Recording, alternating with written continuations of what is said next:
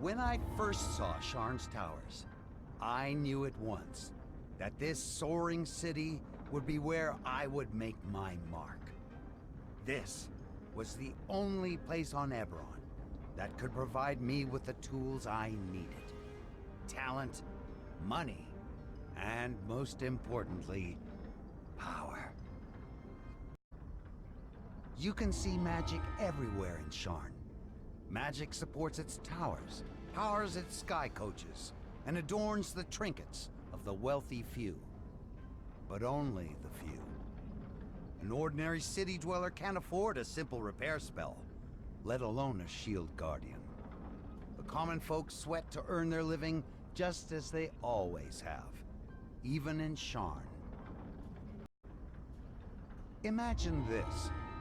What if ordinary people had access to magic? Nothing too complicated, just a few simple spells that would vastly simplify their lives.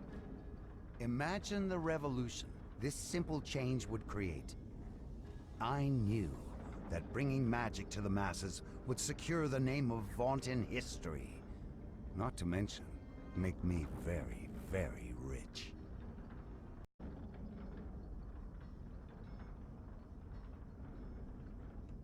Building my first prototype took no time at all. The device cast a few simple spells and used the Canith crystal for power. Thrilled by my success, I immediately showed my invention to an acquaintance, a wealthy member of House Kundarak. I offered him the rare chance to invest in something that would change the world. My prospective investor was not impressed. His objection? My prototype cost as much to make as a skilled workman earned in a year. The cost was due to the Canith crystal, of course. I had to find another way. A cheaper way. Canith crystals were too expensive. So how to power my device? I needed an arcane energy source that was cheap and universally available. I tried 1,000 different approaches and rejected each one. Then, I hit on an idea. It was an unorthodox solution that required unorthodox talent. But now I knew how to build my device. My investors were impressed by my new methods. They were even more impressed when I told them how little it would cost. Even after paying for the necromancers, we'd still make a tidy sum. We quickly arranged to build a manufactory down in the Cogs. Word of the Vaunt arcane assistant spread throughout the city. My star ascended. Soon I was meeting with council members and attending parties with Saidan Boromar himself. The wizards were hostile, as I had expected. But Sharn is ruled by merchants, not wizards. The Copper Concord of the Aura made me a member. They've already told me a few of their secrets. A great honor, but only the beginning. My rightful place is as a member of the Gold Concord, and I will not rest until I have attained it. I was having dinner in Skyway with one of my investors when a gargoyle messenger charged in, covered in ash, babbling about an accident. It created a scene, as you can imagine. Eventually, I got some sense out of the brute. There had been an explosion at my forge down in the Cogs. The entire manufactory was in flames. I rushed to my forge and found it in ruins. Only one of my necromancers had escaped the blast. He lay there dying, burned beyond recognition.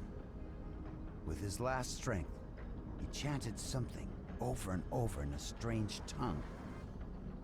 One of the apprentices said it was a curse. A curse on me. Of course, I wanted to rebuild immediately, but there were issues.